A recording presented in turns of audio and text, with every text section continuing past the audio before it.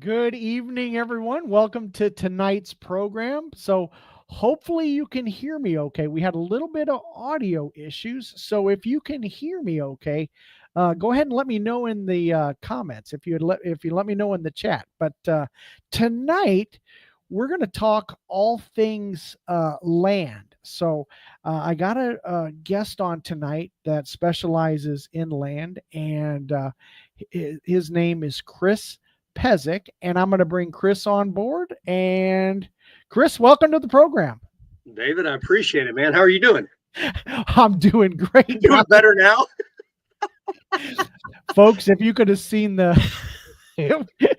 how many times we started, I mean, in a matter of about 4 minutes, we ran Restart, through. restart, Yeah, restart. we did a great job of troubleshooting a lot of issues in a Oh my matter God. of just a matter of seconds. So we the fact that we're here is pretty amazing. Well, Chris, I want to tell you, thank you so much for being on tonight's program. But hopefully everybody can still hear me okay. Can you hear me okay in the chat? I know I see there's a couple of people live in the chat, but if you can let me know if we can hear us.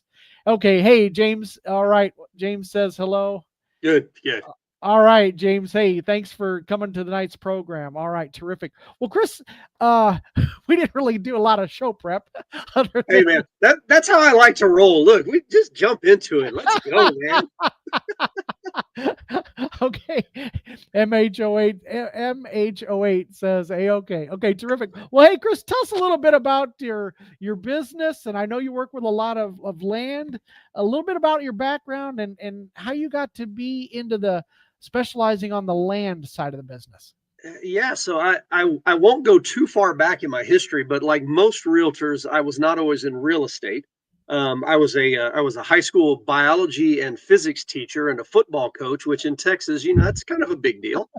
That um, is. and did that for about 12 years, but Wow. um, got a little burnt out and went back to what I knew. I grew up, in summers and when I wasn't hauling hay and stuff like that, which I know nobody in Nebraska knows anything about hauling hay. Um, when I wasn't hauling hay, I got a job with a construction crew and we built houses. Okay. So when I was trying to figure out how to transition out of education, it became kind of obvious that hey, I need to do something in real estate. And at the time, I wasn't going to go to work swinging a hammer again. So being a realtor and subsequently now a broker, Yeah. it was kind of that next step. Yeah. And like most people, I cut my teeth selling houses, and I still do that, and I sell a lot of them. But you can just show the same floor plan so many times in the neighborhood before Right. you get a little worn out on that too. There's kind of a theme here as I'm talking about this. Evidently, I get bored with stuff about every 12 years. I don't know what's happening. But I started getting that itch when we built our home Mhm. in 2016, 2017. And going back to that, back to what I knew about building houses and buying land and seeing how we transformed ours. I mean, it was nothing but cedar trees, and you couldn't see it. You couldn't even walk on this property when we bought it. Wow. But my wife and I came up to the top and walked up to the hill. We could tell there was a hill here, and I climbed up in an oak tree and looked over the top of the cedar trees, and I could see. It felt like forever. Wow. And I was like, okay, that's the property. So, that kind of got me back into that mindset of, I really would rather do more with land. And so Mhm. now at this point, I do land acquisition. I work with folks for commercial development, residential development. I still work with individual home buyers. I work with custom home builders as well. So kind of all things land, but I still have that foot over in the residential as well. Gotcha. Well, yeah, that's covering a lot of bases on that. So that's tremendous. And what would you say you're also doing the YouTube thing? So how long have you been doing the old YouTube? That's a man. That's a different rabbit hole. I got into YouTube probably around 2017. Okay. I was an Wow. early adopter for a realtor, Wow. um, Wow. and unfortunately, I didn't stick with it. Like at the time, I was getting leads from it, but I didn't stick with it. I got fascinated with this thing called Facebook. Um, to this day, look, I got with a coaching program that talked about Facebook, and man, Right. I found a lot of great people in that program, and I loved it, and I love the teacher to death. But I probably should have stuck with the YouTube at the time. Right. Um, And so now I've kind of come back around, and I used to originate all of my content on Facebook and share it to YouTube. Now Okay. I originate everything with YouTube because, again, going back to my educational days, that's what I do. Well, and being a football coach and an educator, that works perfectly with YouTube and being a Oh yeah, football, you're coaching people through the land buying it is. process. And yeah, you got to be a good communicator to be a coach. And so, yeah. And yell and scream at your clients. Yeah, I do a lot of that. I just I hang up the phone before I scream at them, though. Yeah, sometimes it's What, guys? If y'all didn't know you're going to get the unadulterated truth tonight, well, welcome to the show. and sometimes I don't wait till I don't hang up. I'm like, no, we can't do that. No. That's a bad idea. Well, you had a video that just blew up on you, and it was that thing took off. You're at like 36,000 after a month. A month. Yeah, It's huge for me. Look, most YouTubers are like, whatever, but for me, I'm like, wait, what? Right. I get 500 views, and I'm like, wow, this thing. Me too. That's viral for me.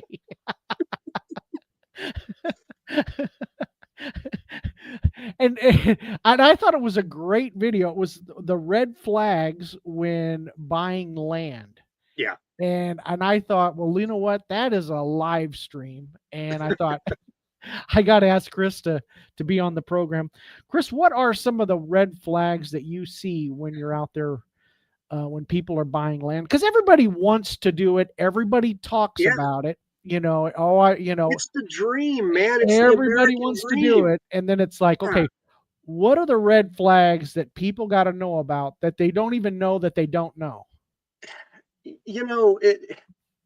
It starts with this. And by the way, for your viewers, guys, a lot of y'all know the red flags already. If I miss stuff, drop them in the comments, because most of what I remember when I'm talking to clients comes in having those conversations. And when they go a specific direction, I'm like, oh yeah, I've got to remember to tell them this. Right. And so a lot of times this open conversation is the best way to do it. But I'm going to tell you the number one thing. Mm-hmm. And I'm a living, breathing example of this. And this goes with houses, but it's raised a couple of orders of magnitude with land. Mm-hmm. You cannot buy land on emotion. You can't do it. You've got a picture in your mind, like it's this perfect piece of property. And like me, you get to the top of the hill and you're like, holy crap, there's amazing views up there. Right. Nobody has seen this. And you get emotionally invested, but you've got to be able to take yourself a step or 15 steps back. And a lot of times if we're buying land with a spouse, we've got to get our spouse 15, maybe 30 or 50 steps back and say, wait a minute, okay. And that's my wife with me, right? I mean, when I find land, look, I can find something to love about almost every piece of property that I see. Right. But you can't buy it with your heart. You can't buy it on emotion. You've got to have a set of, call them rules. And a lot of times with my buyers, when I get into it with them, we'll identify, look, what exactly do you want to do here? Because I shot another video today and I was talking about, how a lot of times bigger is not always better, and in land. Mm-hmm. And people have this dream of like, oh, I want 15 acres, I want 50 acres, I want 100 acres. And I see it a lot of times with my buyers, and I'm the same way. Look, I'm 50 at this point. I've got real estate. I got the YouTube thing going on. I want to travel. I want to do all these things. And when you've got land, there's always something that you're having to deal with. Mm-hmm. So, one of the things I caution people about is, okay, do you need 50 acres? Or do you want 50 acres? Look, if you want to hunt, okay, I get it. Yeah, you're going to need, in Texas, you're going to need at least 20 or 25 acres most of the time, if not more. And so identify what your needs are. And just because a property looks beautiful in person, when you start going through your checklist of I need X, Y, and Z, and you give it a scale of, 1 to 5 on each one, okay, grade it out and find out where is that stuff, where does that land fall in that point system of 15 points, or I'll try to come up with 10 different ones at 5 points apiece, and I know that every one is kind of double value, so I can give it a scale of A to F. And honestly, if I get to the point where it's, again, on a 100-point scale, if it's coming in at 80 or less, I take a big step back because it's not hitting enough of the points. I mean, everybody wants a property. Right. And the only way you're going to get that is if you understand exactly what you're looking for from the get-go. And a huge issue is people start looking on Zillow and they're like, God, this is a great deal. It's right where I want. Man, look at the view that realtor took. And holy crap. And I'm invested. I'm emotionally invested at this point. Right. That's where you screw up. Yeah. And I think talk about utilities and getting the utilities hooked up and the sewer system and some of the logistics of that. That's got to be tough for folks. It is. And man, if I'm talking too long on any one of these things, tell me, because all of these are just their own separate rabbit hole that you go down. Utilities. And I can take this a few different directions. And again, it's fresh on my mind from the video that I was shooting today. But right now, people may not realize that it's harder to get land loans than it was 5 years ago or 10 years ago. Okay. Banks, especially in this climate right now, like you got the president fighting with the Fed, and banks don't know what's going to happen with interest rates, and what's going to happen with people's jobs, and oh my God, the economy's crashing. Oh, the economy's doing great. Like there's all these new things going on. Well, At the end of the day, what you've got to remember is banks are people. They're run by people. And when there's times of volatility, when there's uncertainty, they start pulling back on lending. And getting a land loan is not like going and getting a house loan, because if you get a house loan, if you foreclose or if you default on it and they foreclose, okay, there's an asset there. That house has a value. They know exactly what it is. The underwriters can put a number on it. Easy. When you go to buy a piece of land, it's a hell of a lot harder. The underwriters right now do not want to give you a loan for raw land. And I'm going down this rabbit hole for a specific reason based on your question. So the ability to get a raw land loan has gotten more difficult. If you compare it to 10 years ago, they're requiring more money down now.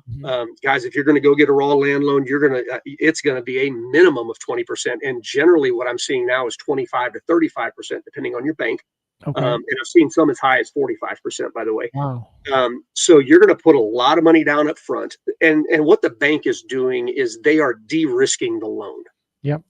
So if there is no infrastructure in there, if it is 100% piece of raw land, the bank is going to de-risk it any way they can. And that means if they're going to shorten your term as much as possible, they may only give you an amortization for 15 years, where you used to be able to get 20 or 25. They're going to require a larger amount down. And the other thing they're going to do is, even though they're going to amortize it over 15, a lot of them are requiring a balloon and a payoff at 5. Like they do not want to hold a raw land asset. Gotcha. So to your question, now that I've got that lead up taken care of with utilities, it is very much in your interest as a borrower to find land that already has some utilities in place. Does it have a connection to water? Does it have a well on it? Does it have electric on it? Maybe there's septic on it. Maybe there was an old mobile home, or maybe there's still an old mobile home, but it's got a 3-bedroom septic system on there. Okay. Those are assets that the lender then can look at and go, okay, there's value here beyond the land. So it's a little bit easier to get that loan. So, when you're looking at utilities, the first thing that I would say is find something with some utilities in place. Okay. If you can't do that, it becomes harder to get the loan, but maybe you don't need a loan. Maybe you can buy it cash. You can buy it in a self-directed IRA or something like that. Okay.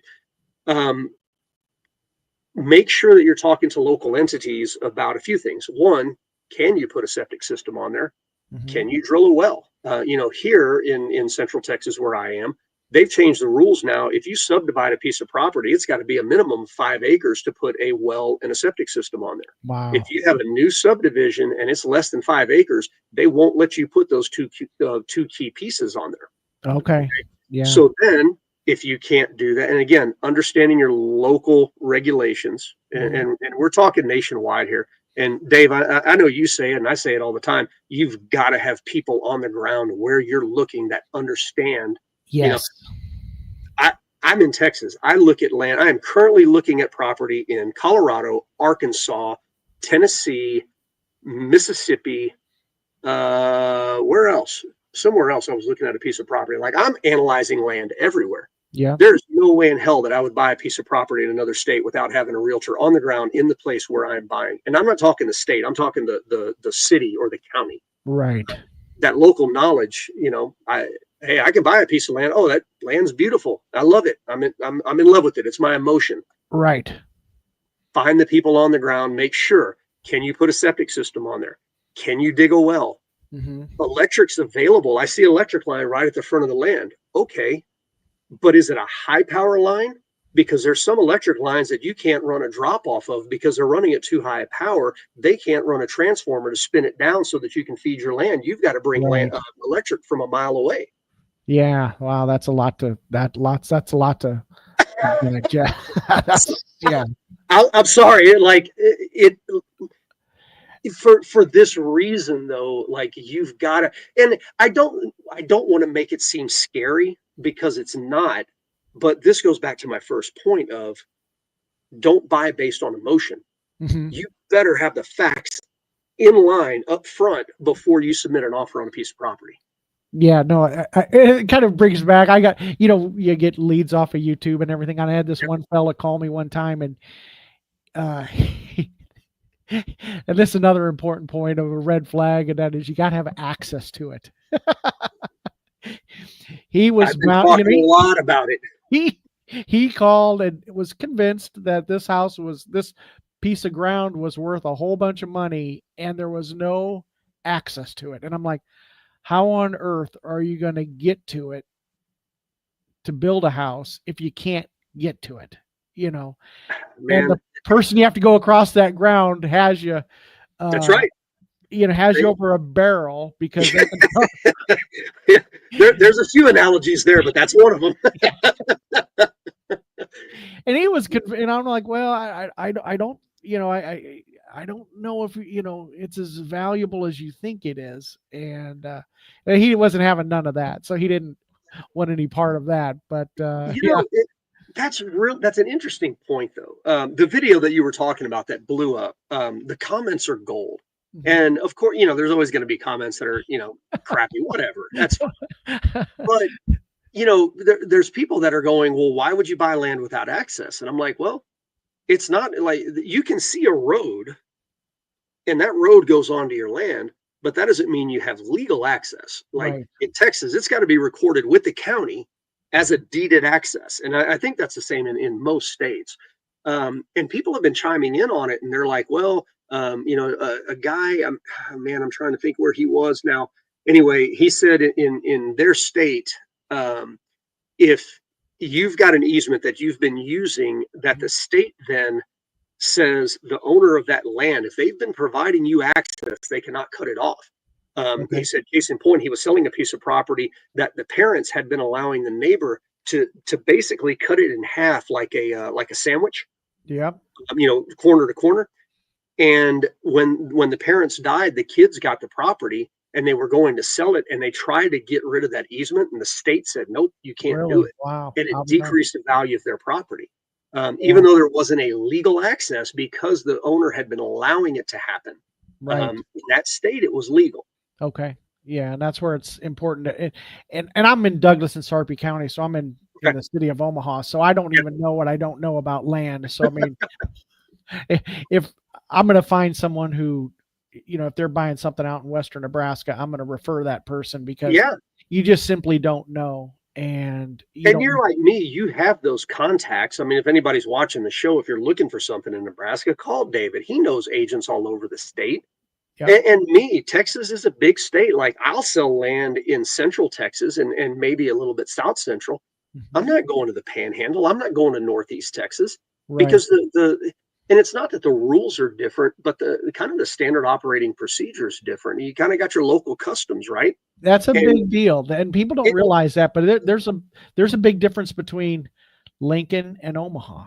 yeah, And Lincoln's 50 miles away, but there's little nuances within a that's right. community that one street can make a huge difference, or you just don't know something about an area. That's right. And so I'm always a big believer in just handing those folks off, and as opposed to try to doing something I just simply don't know. The Local resources, man, and local meaning hyper local. It's Exactly. key. It's key for any kind of real estate.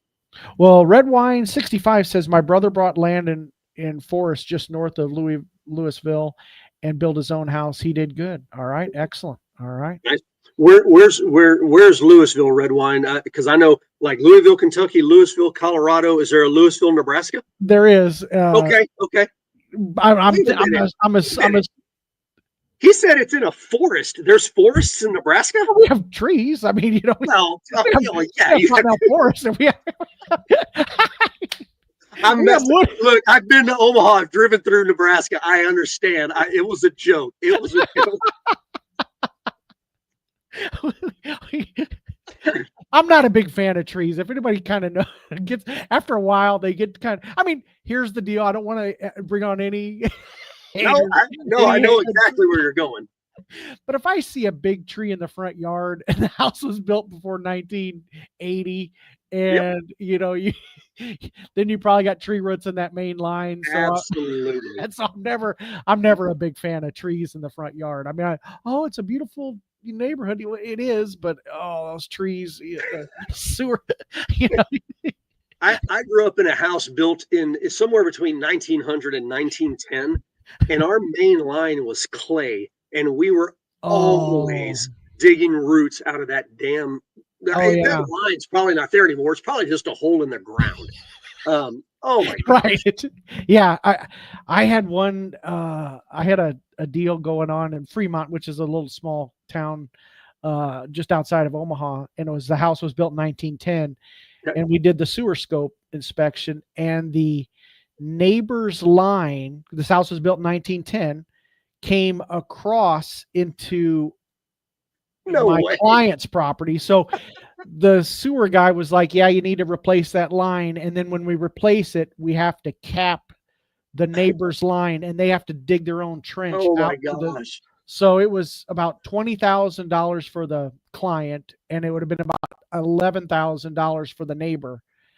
Thankfully, my clients bailed on the deal, and they sold it. The deal fell apart, but somebody bought that house, and boy, that would not be a good way to start your relationship with your neighbor. By the way, you got to dig out to the street, and I mean, I'm not a fan of really old homes. They have a lot of character. They're nostalgic. They feel good. Oh, they're a giant pain in the butt, man. Oh, yeah, they're and everybody's convinced that they're built so much better, and we replaced all of the electric lines in our house when I was a kid. We helped run the wires and everything else. All of the rat-chewed wires that had been there. My parents bought it. I think the year before I was born. I think 1973 is when they bought it. And it was, all of the wires were just damn near bare. The insulation back then was fabric insulation, and it was falling off. Like, how the hell those houses don't burn down is beyond me. Yeah, no, I'm complete with you on there. But anyway, Red Wine, good that your brother's deal worked out. And then Colorado has a lot of checkerboards. Yep, what they're talking about is inaccessible land, or land that's only accessible via forest service roads. Okay. And that's another thing. I don't know if y'all don't deal with as much. I know y'all get snow in Nebraska, but not like Colorado does, or the higher elevations. That's something, again, goes back to that local knowledge is, when is it accessible? One of the things that I'm fighting with some properties that I love, and again, like I said, I fell in love with property, and I'm fighting hard not to buy it. Right. No matter what the price is, if you only can access it for 5 months out of the year, that's tough. Right. And Colorado, what they're saying, like the rights and the access is so bundled up because of all of the mines over the years, and it's the subsurface rights, and you've got mining claims, and what can you build on a mining claim, and what can you not build, and will the state approve it, or will the county approve it? Man, it's a thing. In fact, for Colorado alone, I have 3 different realtors that I work with, and they all know that I'm working with them in specific areas because of their knowledge in that area. Gotcha. Yeah. Yeah. And Zarintha said the same thing, access and mineral rights. Yeah.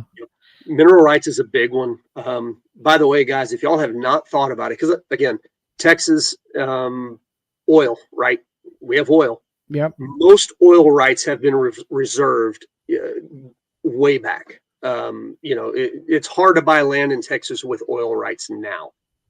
You still have surface rights, oil, like subsurface and surface minerals in Texas. Again, this is my knowledge, are different things. And so if somebody can't come drop an oil well on your property that you have a house on, unless they're going to compensate you for it. Mm-hmm. Compensation may not be enough.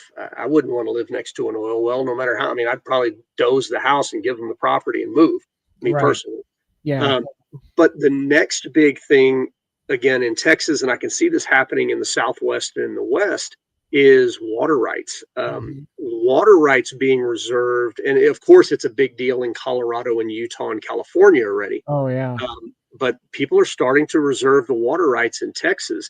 And that's another giant red flag. You've got to figure out ahead of time, what rights do you have on the property? Can you dig a well?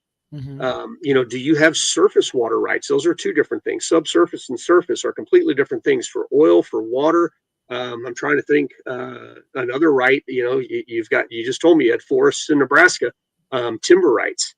Right. If you're buying a piece of property, it's got a giant, massive stand of beautiful hardwood timbers, and you're just picturing your house sitting right in the middle of them, against David's advice.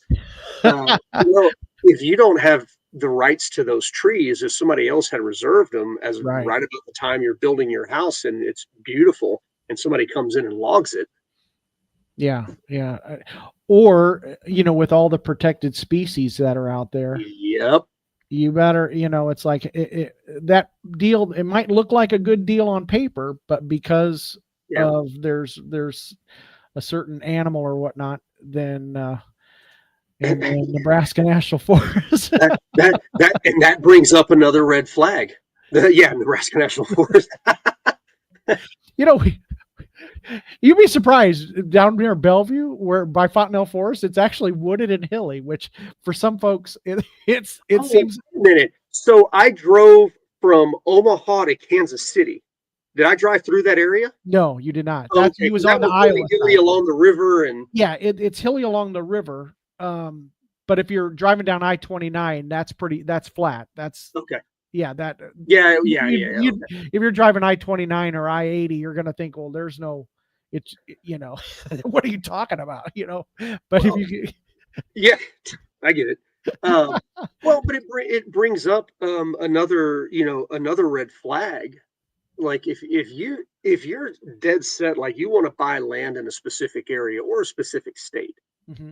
and you see something and you're like, holy cow, that is a smoking deal. Mm-hmm. Throw the brakes on. Yeah. Because guys, in today's era of technology and everything that we know online, and the a lot of states have are disclosure states. So when a property sells, the state knows how much it's sold for. Right.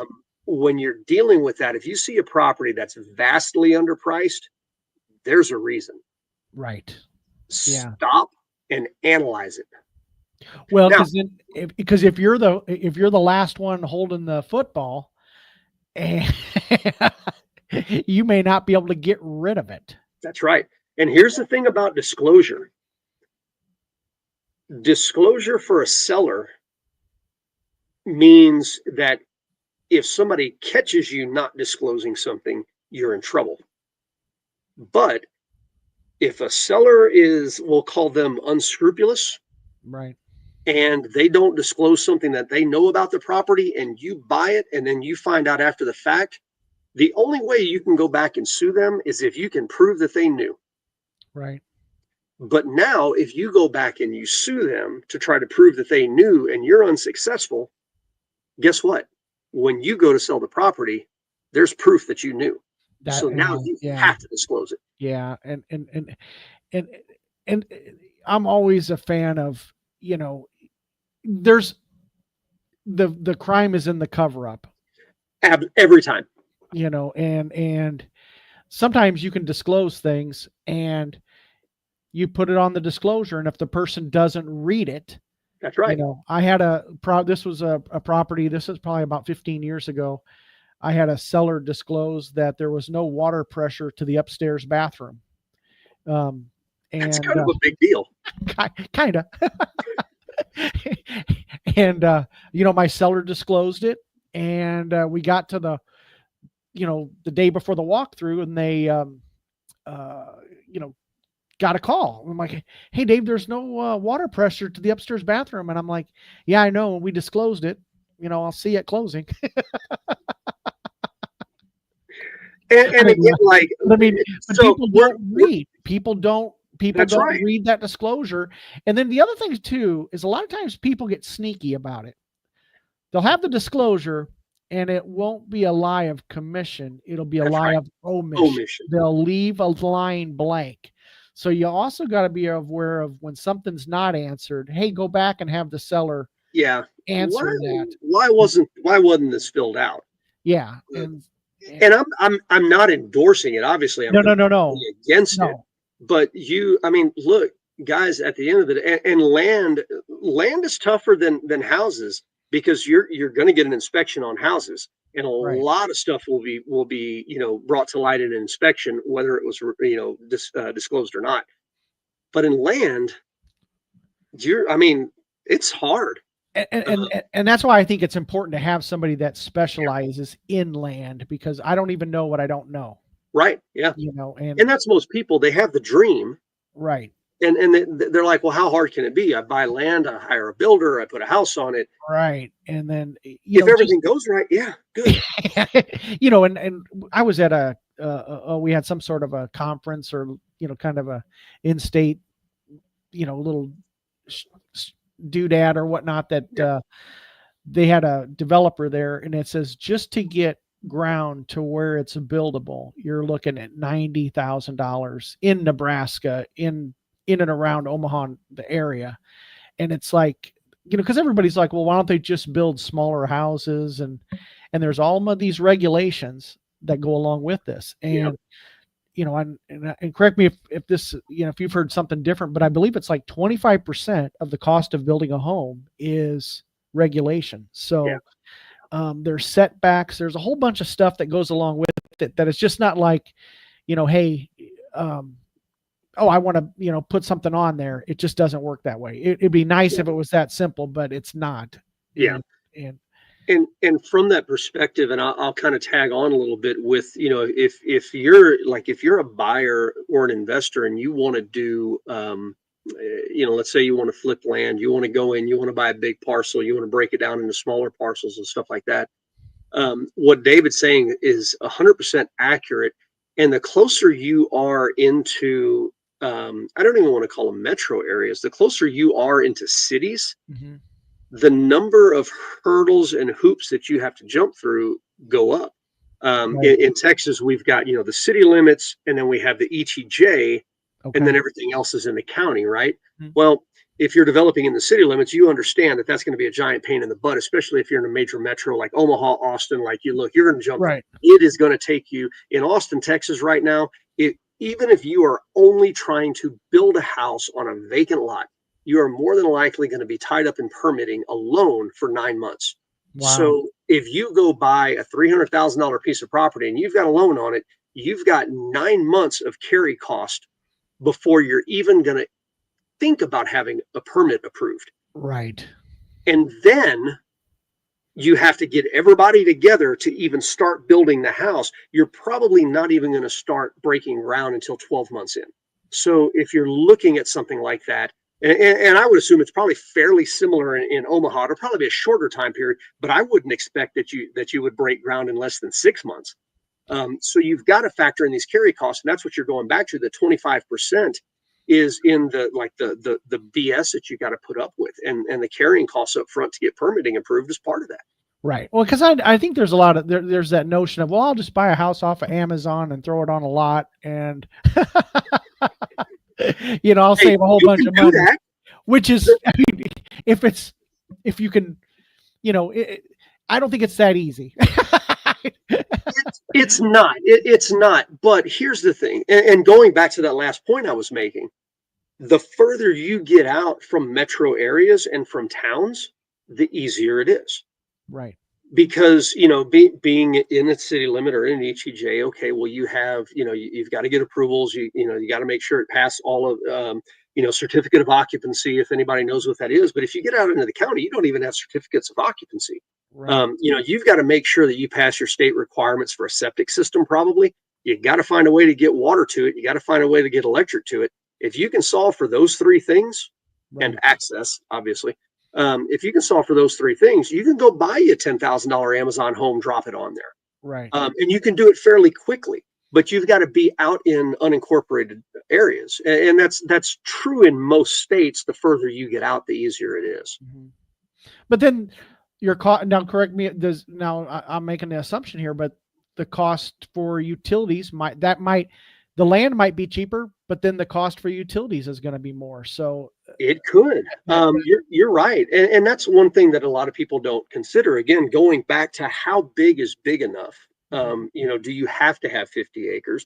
And I'll give you, myself as a case study. So our property is the original property we bought's 3.5 acres. We've got 1.5 acres that's next, or 2 acres that's next to us also.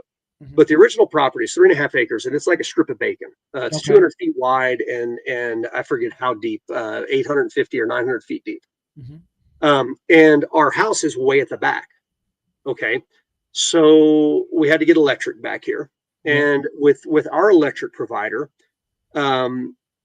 you get a credit if you're building a house because they know that you're going to have recurring monthly fees, so they'll cut the cost down. So we got a $2,000 credit, and to get the electric line back, I think it's about 600 feet, mm-hmm, cost us over $8,000 with a $2,000 credit. Wow. If we would have put our house at the front, it would have been free. Right. Okay. And then not only that, so we have the pole out here. The pole's not next to our house. I didn't want the pole next to our house. It's about 100 feet away. Mm-hmm. So then we're on mostly rock up here. So I had to pay somebody to go in with a rock saw, drop it, and cut 100-foot line to get the electric to the house. Wow. That was another $5,000. Wow. So just to get electric to my house was $15,000. Right. Whereas, and so the bigger your property, the further you have to get those electric lines, the more that cost goes up. So even if you have electric readily accessible, or, the other thing is water. Okay, if we had water at the road, I would have had to pay somebody to rock saw, or I would have had to go and rent a rock saw and cut 600 feet back to my house. And by the way, our water provider doesn't have a line down our road. It's a short cul-de-sac, and they didn't put an extension line down our road. So just to get the engineers to analyze it and give me a price would have been $500 non-refundable. Wow. Okay. And if I wanted to extend the line, I wouldn't have been able to extend like 1.5 inches or a 2-inch line to feed my house. I would have had to extend a 6-inch line just in case anybody else down the cul-de-sac wanted to add on to it. So I had to provide volume for everybody. So I didn't pay the $500 because I'm extending 300 feet of 6-inch line and I'm paying a public utility to do it. That's going to be $10,000 minimum. So I'm like, nope, not doing it. So then you go into, okay, well, what does a well cost here? My well was going to be about $22,000. I had to go 800 feet down. Wow. Okay? Yep. And what I ended up doing is I spent more money, and this is kind of crazy. People, I don't know if anybody in Nebraska does this. So I don't have a well. I don't have city utilities. I've got 28,000 gallons of rainwater capacity. Okay. So when it rains, I catch it in gutters. It runs underground. It dumps it into a giant tank. Okay. And that's all of the water I use. Really? Yeah. Wow. And it's amazing but it cost us about it's about $1 a gallon, or at least it was when we built it. So it was over Wow. $25,000. So I paid more money because I didn't want a well 800 feet in the ground, because it's in rock. It's a lot of Right. calcium limestone down here. It Okay. wears out your pumps and everything else. I've got beautiful water, Right. like Donald Trump. I've got beautiful water. Um, The best. the best water. Um, but it cost me, man. It cost me. So yeah, Yeah. knowing, and that goes back to it, it's easy to find this stuff out. Like, again, if you're looking in an area, call a well company, Right. because there's public records on wells. It's all government data, and they Right. can go in and look. I mean, you can probably find online, if you go to your county, there's probably well data online. You can look and you can see how deep the wells are around you. Yeah. And go to a well person and say, hey, give me a rough price based on what's around me, and they'll do Right. it. Right. Septic here is about $20,000. Okay, Yeah. but you can call a septic company and say, hey, give me a price on this. I'm thinking about building a house. And The most spectacular water ever. Oh, that's Ann. Ann lives here in Dripping Springs. Ann's another realtor, man. Ann's awesome. Spectacular water. Yeah, that's, and talk about let's see here. Let's see. Really, the Pesek. You know what? No, here's the funny thing. Guys, my family came into Texas. There's Peseks in Nebraska.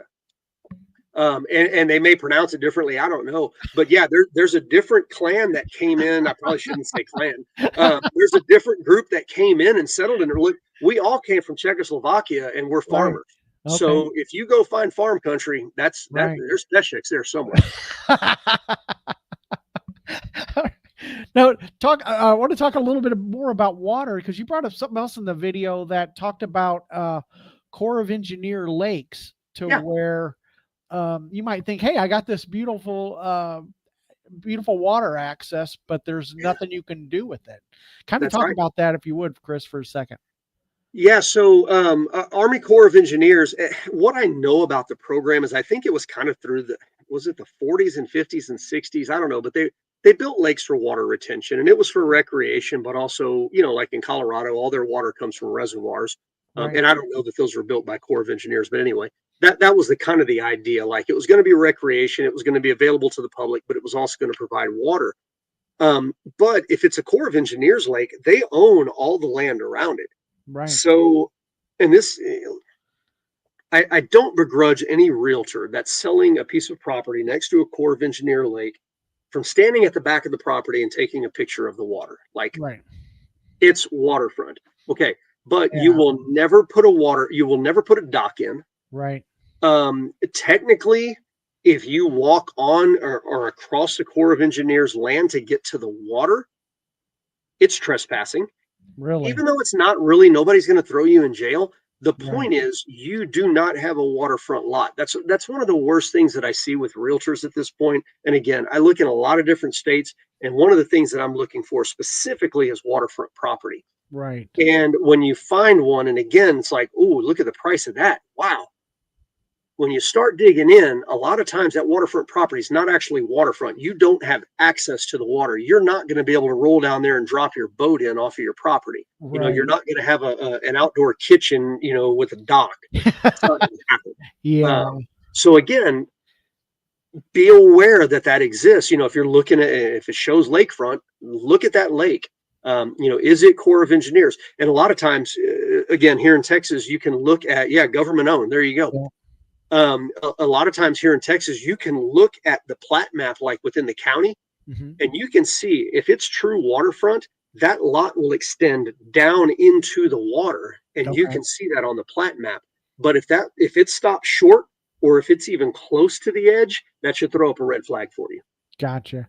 And then, do you guys, one thing that's really popular, I mean, that's, one thing that I've seen a big change just in my lifetime is the access to hunting ground.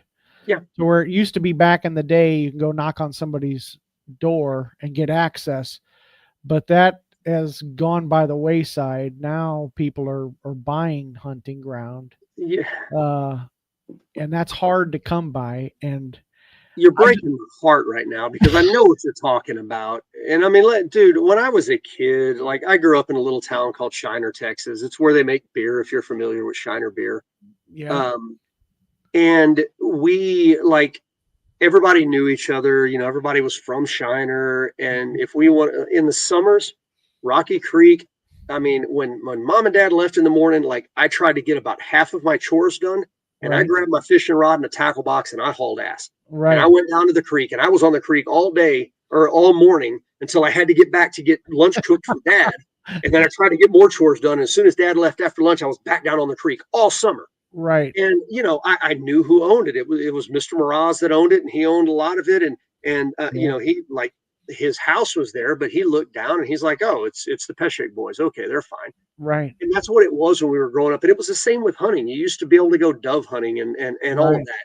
And Texas is different. You know, it's more about private landowner rights. We don't have a lot of public lands. Hmm. We do have some, but you know, it was when I started driving, which would have been around 1990, Right. I saw a change start at that time. Yeah. And what I attribute it to, and I hope nobody takes offense at this, what I attribute it to is people that had lived in the city and moved out and bought big tracts of land, and they didn't understand what they were getting into. Right. And so I got in trouble with a couple of landowners because it's property that I had fished before and, you know, no problem at all. And Yeah. I had, you know, as a kid, I had no idea that it changed hands. Right. And, you know, I had landowners come out with guns on me, like, what the hell are you doing here? I'm like, Yeah. I'm fishing. What is wrong with you? Right. But Yeah. they came to Houston, they had no idea. Yeah. And looking back on, like, I was pissed when I was a kid, but looking back on it, I'm like, yeah, I get it. Right. So what I'll say about the land rights is understand that times have changed. Yeah. Yep, and Ann's saying it, liability, that's a Yeah. real thing, and I hate saying that. And if you're an attorney, I'm sorry. I Uh, know. Yeah. not, I'm just sorry that you're an attorney. I'm kidding. Well, I've got great friends that are attorneys. Anyway, that's a bad joke. It is liability, and you know, because look, as a kid, if I slipped in the creek and died, I mean, Right. my mom and dad would have been like, "Damn it, he shouldn't have been there. He did something Right. wrong." But nowadays, that's not the case. Right. Oh yeah. And it's even amplified with hunting, right? Because there's firearms involved. Oh yeah. Yeah. Um, here's advice that I give to everybody. And when you get in more remote areas, again, further away from cities Hmm. and towns, um, the mindset changes. And to me, I've been to Nebraska a couple of times, but look, I feel like I understand the people. They're farmers at heart and ranchers at heart, and I Hmm. understand that person. Um, to me, driving up to somebody's house and having a conversation with them Right. is pretty easy to do. But I'm going to caution you because of where the world's gone. I would never drive up to somebody's house anymore and get out and walk to the door if they're on property. Yeah. If you're on property, you can drive onto the property, but honk your horn. Hmm. Yeah. Dogs will come out, things will bark, and Right. just watch the door. And if Right. somebody comes out, okay, and they put the dogs away, and okay, that's one thing. Yeah. If That's they don't come out, maybe beep the horn one more time. Maybe they were in the bathroom, they didn't hear you. Beep it one more time. If they don't come out of the house, do not get out of your vehicle. Back out and come back another time.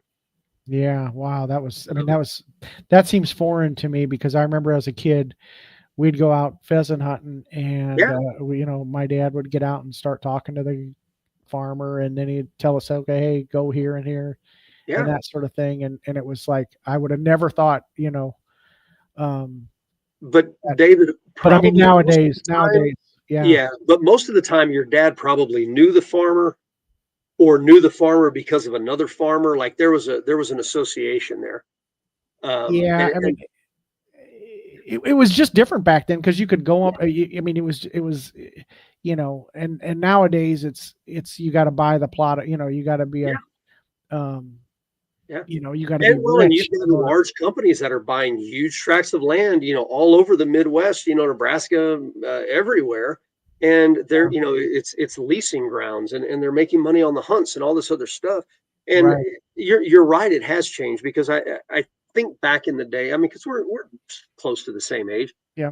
Back in the day, I think there was more trust, and you could approach people and talk to them. But again, going back, it's a bad example, but going back to, okay, you've got people moving out from the city. And look, if you live in Houston, Texas, your doors are locked, your windows are locked. You may have Right. bars in your windows. I don't know, depending on what part of Houston you live in. Right. And then when you move out to the country, you pull that Oh, yeah. predisposition with you. Right. And so you're on guard against people. Yeah. And consequently, the people who have lived there for years, when the city slicker comes in, they're like, oh, what the hell's going on? And they want to keep them away. So I think there's a lot of misunderstanding. Yeah, Ann's talking about small southern towns all through the Southeast. It's the same thing. People that have been there forever, they trust the people that they know. But Right. when new people come in, they're like, the hell do you want, city slicker? And it doesn't matter. I'm kind of going off, man. Can I? No, I'm no. going to tell another story if you don't mind. Nope. Go right ahead. So we bought this 3.5 acres, Mm-hmm. and then we bought the 3.5 acres next to us. Mm-hmm. And what we ended up doing, one of my wife's friends from high school was selling their house, and they wanted to build a new house, a smaller house. And so we subdivided that land next to us, that 3.5 acres, into 1.5 acres in the front and 2 acres in the back. Okay. Okay. And here, if you're subdividing land, you've got to put up a notice of subdivision. It's a big sign in the front of the property just to let all the neighbors know what's happening. Mm-hmm. And I was working in the house one day, and I am hearing a god awful racket, and it sounds like a jackhammer. And I'm like, what is going on? Is somebody building a house next door? And I'm walking out and I'm looking around and I'm trying to figure out what's happening. And I finally get to the boundary between that land and my next door neighbor. He's got 7 acres on that side of me. And he's got a crew out there, and they're driving in massive posts, 7-foot tall fence. He's stringing this fence out. Right. Wow. And I'm like, man, what the only time I ever see fences like that is people are doing high fences for game, right? Right. I'm like, man, are you bringing exotics in? That's kind of cool. Yeah. And he kind of looks at me. He's got this scowl on his face, and he's like, no, I saw that damn subdivision you're building, and I didn't want people coming onto my property. Jeez. Wow. And I'm like, my friend, I'm selling the 1.5 acres in the front, and I'm keeping the 2 acres in the back because I don't want to sell. I don't want to have anybody else move in and build a house here because it would block my view. So you're putting in a 7-foot tall fence for no reason. And I mean, he just had like this pistol. Oh, shit, I wish you would have talked to me about it. I'm like, it's not my responsibility to tell you. Right. Why didn't you ask me? But this guy, like, he thought that I was, that I was a city slicker, right? Coming out and I bought this land and I'm going to subdivide it. I'm going to make all this money off of it. And he was upset about it. And I kind of rubbed a little salt in his wound because I was like, man, where I'm from, if you would have asked me, I'd have split the cost of that fence with you. Right. Oh my gosh. Yeah, Pheasant Lodge in South Dakota. Yeah. But it's family land. That's a different animal. That's cool. Yeah, that's cool. Yeah. No, that's But that's that mentality, city versus country. If you've been there for generations and people are coming out, a lot of times it's worth just talking to people to see. Yeah. What's amazing to me is just, my dad used to bow hunt, and some of the areas that he bow hunted, when I was a kid, it seemed like we were driving pretty far out away from the city, and now it's like, wow, that's development going on there. I'm like, I remember this road, and one of the subdivisions, it was the owner of the farm, and I'm like, I remember that, that's. You're getting old, man. I know. My dad would roll over if he thought he would. And I drove down there. I drove down the road, and I'm just like, oh yeah. It's like, it was sad. It was sad. Yeah. It was sad because it's like, we had Facebook come in, and or I guess it's Meta now, and Yeah. and then Google has a data center where it's like, I remember Highway 50 was this 2-lane road, and now there's all this, it's a 4-lane, and then has Meta on it, and I'm just like, it just boggles my mind when I think of some of this development. And I remember driving around with my dad telling me stuff where he's like, well, I remember when this was a 2-lane road. Now I'm doing the same thing. And it's funny how generationally it changes, but it stays the same. I mean, you talk about your dad going bow hunting in places. My dad talks about when they were kids, one of his uncles had greyhounds, and they would fox hunt and rabbit hunt.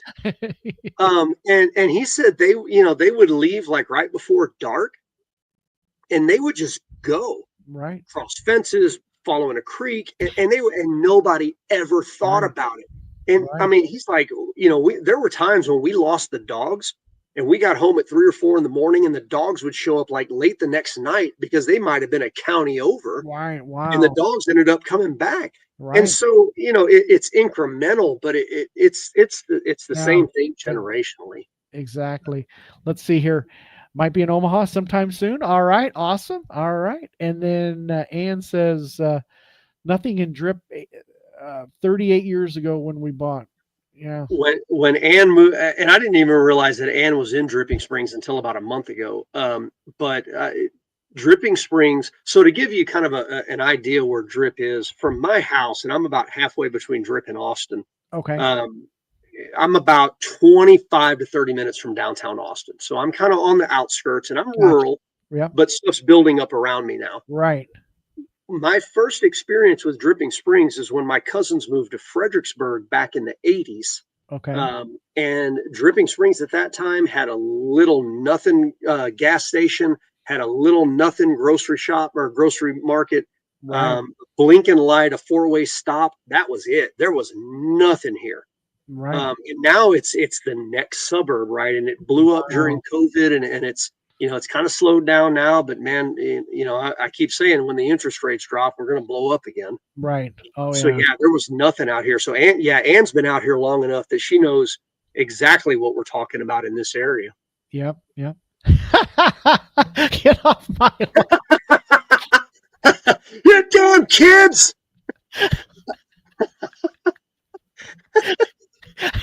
Exactly right.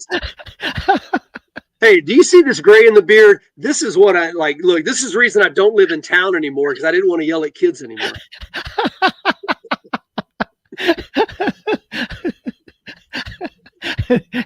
Ann says exactly. Okay. Zaretha says, I'm in Katy at the moment, but hope to be in Omaha soon. Oh, Exactly. holy cow. Talk about a place that's changed in the last 10 years. Do you know anything about Katy, I do David? not. I do not. Man, I'm going to tell you, there used to be nothing but corn, sorghum, and cotton fields in Katy, Is Texas. that right? Wow. And it's, God, when I was a kid going through there, it felt like we hit Katy, and then it was another 45 minutes into Houston. And Wow. now Katy's Houston, man. I Is think that Katy's got right? 4 or 5 high schools at this point. Wow. It's Wow. crazy out Yeah. there. Yeah. That's awesome. All right. And then Ann says, my kids used to call it gas station town. Yeah. Yep. And then MOH, it says, LOL, same with Castle Rock, Colorado. Had a Yep. bowling alley and 2 gas stations. Yeah. I've got a buddy with part ownership in a brewery out there, Burley Brewing, Is that right? in Castle Rock. Yeah, well, Castle Rock's got a massive outlet mall now. It's like San Marcos. I mean, this outlet mall is huge, and Right. just on the south side of Denver. Yeah. Yeah. Amazing. And then Katy exploded. Yeah. Yep. And then isn't the Katy Expressway the widest highway in the country? I didn't know that. I don't know if it is, but it might. Like, I think at some point it's 7 lanes going one direction on both Wow. sides. Oh my God! Like, Yeah. No if you've thanks. never been on a highway that big, you just need to do it just for experience. Yeah. No, that's okay. Because I go into a big. That's one thing I like and love about Omaha. Is like, and I even think Omaha traffic is pretty bad sometimes. And then when somebody comes in town, I'm like, well, this is kind of has a little bit of traffic. He's like, oh, you don't even know what traffic is. And then I went to Dallas and I'm like, is this like the main road? Cause I'm like, and they're like, no, no, no. That's just, I'm like, I thought, oh, Austin, man, I'm going to tell you, probably, let me see, 20 years ago, that was Austin. Like you could get from the south side of Austin to the north side of Austin in 30 minutes. It didn't matter what time of day right. it was. But that Katy Expressway, if you're in the left lane and your exit is a mile ahead, you missed it. You're Is not that getting over right? without running Okay. somebody over. Oh, Yeah, it's yeah. like getting all the way over. It's insane. I imagine, yeah, that's, yeah. My son lives in Sugar Land. I just got back from Omaha business. He really liked Omaha. Awesome, man. All right. And here's your realtor. No, there's your realtor in Omaha. Okay, I think when you include the ramps, toll lanes, and feeder roads, it's something like 16 lanes at one Holy point. crap! Wow, Yeah, I wow. was thinking 7. Yeah, that's 8 on each side. Yeah, Yeah, no it's thanks. No, massive. yeah, that's like, and I complain when a road goes from 2 lanes to 4 lanes, and I'm like, I'm thinking, Better get off my yard. I-80 in Omaha is awesome. Yeah, when it's not under construction, there's always some sort of construction going on with it. Well, I tell you what, I that is awesome. Well, I tell you what, Chris, we're at an hour, and that just flew by. I hope I didn't talk too much. No, not at all. You got a lot of great information. Anything else that you're aware of that any what's uh, one piece of advice for you that you can think of that people, if they're considering buying land, I kind of know what the answer I think you're going to say, but if you could sum it up and say the nail it down to one thing, what would you think would be the one takeaway that you want people to think about if they're considering land? David, you sent me 1,000 questions, and I know, and I that question's not on there, man. um, I mean, look, man. I can take the easier way out and say, get local people, get local representation, and that's the right answer. that is, yeah. But I'm going to go a little bit outside of that, Okay. and well, not outside. I'm going to stay in those guardrails, and I'm going to dig down deeper, guys. When you're buying land, your best friend needs to be a local lender. And look, when you're buying land, you're not going to go to Wells Fargo. You're not going to go to Rocket Mortgage. They are not going to lend on land. I talked about it earlier. Land is a Yeah. risky investment. They want to, the big ones want to be in the box, right? If you're in Right. the box, they want to deal with you. If you're out of the box, no, screw you. Go to somebody else. Yep. When you're dealing with land, you need to be talking to the guy that's in an office of a bank that's about 8,000 square feet max, that's sitting on the corner of downtown. That's the guy you need to be talking to. And you need to talk to that guy up front when you've identified a location that you want to go buy property in. Because again, going back to it right now, land lending is really, really tight. Mm-hmm. And the larger the bank, the tighter that gets. Regional banks, you better be absolutely stellar, and that land had better have some assets on it, or else they're not lending on it. The smaller you get, and the reason behind that, and I'll give a little context real quick. The reason behind that is a lot of these regional banks and statewide banks, they've gotten caught up in commercial loans over the last 5 years, and commercial real estate is really hemorrhaging right now. So they've got a lot of loans that they're either calling due or about to call due, and they don't have the ability to lend on a small piece of property, so they're not doing Gotcha. it. Yeah, that's a great The point. little city banks, they're not caught up in that same thing. They're the ones you go sit down with, and you've got a plan, and you say, hey, I want 5 acres, and I'm going to do this, this, and this. And they're the ones that, if you want to put 3 cows on it, they'll lend you the money for a cow. Gotcha. Those are the people that you want to be talking to, and those are the people you want to have conversations up front with, because I can give you all the advice in the world, but Mm-hmm. until you sit down with that local banker, who, by the way, our local bankers here, I'm gonna throw out a name. Trey Powers works for Citibank Mortgage, and it's CITY Bank, Okay. but that dude knows the landscape. He knows what houses are being built. He knows what land's being bought. What is land worth? That's the guy you want to find in your location. You want to find yourself a Trey Powers. so that you can walk into that door and you can sit down and have a conversation. At the end of the day, you know that if that guy can't lend for you, Mm-hmm. he's going to try to, or that woman, Yep. he's going to try to find somebody else that can. Gotcha. And if he can't find anybody in that local area, they're going to be honest with you and say, you know what, we cannot do this, and I don't think Right. anybody else can. Yep. I think that's your first contact point. Awesome. Awesome. Well, I tell you what, great stuff. We got a few more comments here, and he might need one. His company has a big facility there. Okay, terrific. There you go. All right. And then the state animal is the construction horse.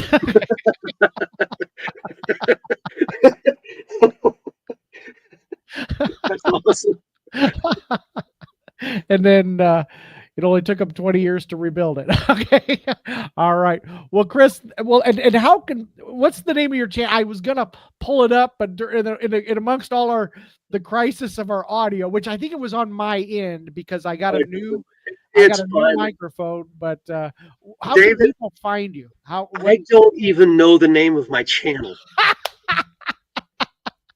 Guys, if you search my name, if you search Chris Pesek, you will find me. I've got an online presence. You can find me. And the other thing is, like with the amount of land stuff that I do, it's not just in Texas. If you're in Nebraska, David can help you out. Let him find you a local realtor, local lender up there. But I've got contacts in so many states. If you're looking in a different state, let me know. Chances are I can put you in contact with somebody locally there, just because I've got so many contacts around the U.S. But just Google my name. I'm All right, terrific. And then Ann said, "Great, thank you, Ann, for stopping in. Thanks everybody for stopping in. Chris, thank you very much. I really appreciate it, and we'll talk again." Thanks, David. You betcha. Thank you. All right, everybody. Well, again, thanks everybody for showing up tonight. I'm glad we got our audio fixed. So that was fun and great information. And again, we'll tune in next week, and you guys make it a great day. Bye-bye.